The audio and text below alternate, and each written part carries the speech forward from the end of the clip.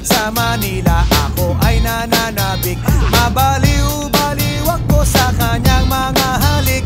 Okay lang di maiwasan na mamiss paminsan-minsan, pero pag kami nakita aking panggigigilan, di ko siya titigilan when she comes.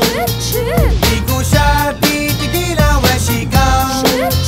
Di ko siya titigilan, di ko siya titigilan, di ko siya titigilan when she comes.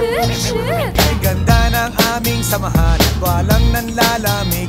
Mas pa sa mag-asawa ang aming